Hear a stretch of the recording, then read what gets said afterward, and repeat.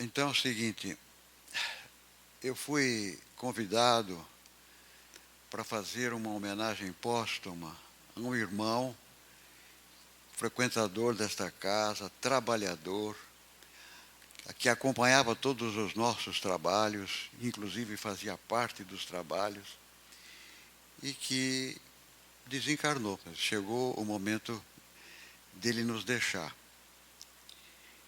Então, eu acho o seguinte, as homenagens póstumas normalmente são uma prerrogativa daqueles que foram presentes com a pessoa que foi, né? Foram irmãos, colegas, pessoas ligadas, trabalhadores na mesma hoste. Então, para essas pessoas que não puderam vir, nós também vamos estender os nossos apelos para que eles se conscientizem e se lembrem e orem pelo nosso irmão Deoclésio. E vejam só, o nome do Deoclésio era Deoclésio Belo de Castro. Vocês sabiam disso, não? Deoclésio Belo de Castro. Então, ele, na verdade, já trazia beleza dentro do nome. A beleza de viver, a beleza de se concentrar em Deus, a beleza de fazer o bem, de participar dos trabalhos. Então, essa noite, nós vamos dizer o seguinte. No dia 18, no dia 17 de janeiro de 2018, o Deoclésio estava sentado por ali. Ele gostava, né, de sentar ali no meio, com a Rose. E quando eu terminei de ler esse poema que eu li, aí ele teve a oportunidade de chegar para mim e falar assim, eu quero uma cópia. Tudo bem, mas acontece que eu esqueci de dar a cópia do poema que eu li para ele. E eu vou fazer questão de dar a cópia, de endereçar a cópia para a Rose, para ela ficar, né, se lembrar sempre do nosso irmão. Então vamos falar o seguinte. Desencarnou no último dia 28, o irmão Deoclésio Belo de Castro, integrante das hostes espíritas, nossa, né? E colaborador incessante nos trabalhos desta nossa instituição, por anos e anos. Deoclésio teve o ensejo de aprender e divulgar o fato segundo o qual a morte constitui-se numa transformação e não num ponto final. Ainda bem que ele trabalhou isso. A morte, portanto, não é o fim, como todos nós sabemos. Ele tinha certeza de que quando uma pessoa falece, ela apenas desencarna, que é justamente a separação do espírito do seu corpo físico. Simplesmente. Nós não podemos, então, dar um valor, entre aspas, para a morte. Fulano de tal morreu, ciclano morreu. Não. Ele apenas se transformou, deixou o corpo físico que ele se utilizou aqui na Terra e foi para o mundo espiritual.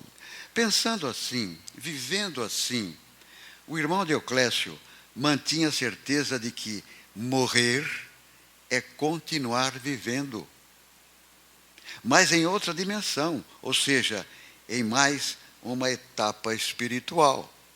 Em sua vida terrena, participou ativamente de inúmeras ações e festividades organizadas por várias diretorias desta entidade, juntamente com sua esposa Rosemar, a Rose, como todos a chamam.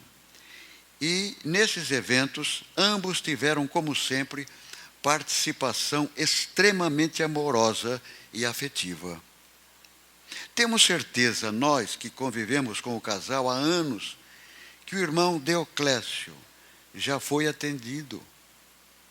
E com toda a mesura por irmãos que o receberam com dedicação e polidez, auxiliando-o sobremodo em seu gradativo desligamento, visando, como sabemos, a um despertar mais calmo e cercado de muita ternura espiritual. E nós, seus irmãos de jornada terrena, que pronunciamos as preces nascidas do coração, juntamos o desejo de que o irmão Deoclésio tenha sido recebido e amparado com todo o amor e respeito.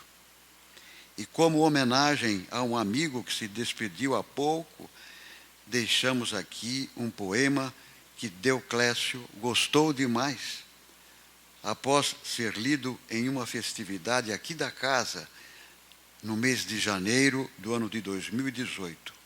O nome do poema é Vi Jesus. Ele gostou demais. Vamos repetir o poema. Um dia desses, carregando a minha cruz, vivendo rude a minha vida, foi quando encontrei Jesus. E era ele, era o mestre, com certeza, mas sua voz estava presa. Vestia andrajos, tinha a face entristecida e apareceu assim do nada, caminhava a sós na estrada e para mim foi uma surpresa. Eu perguntei se ele queria algum alento para atenuar seu sofrimento e acalmar a sua dor, e mesmo triste, olhou meus olhos assustados, notou que já estavam molhados, implorando seu amor. Aproximou-se e em minha fronte pôs a mão, orou ao Pai, e é bom que eu conte, estremeci de emoção.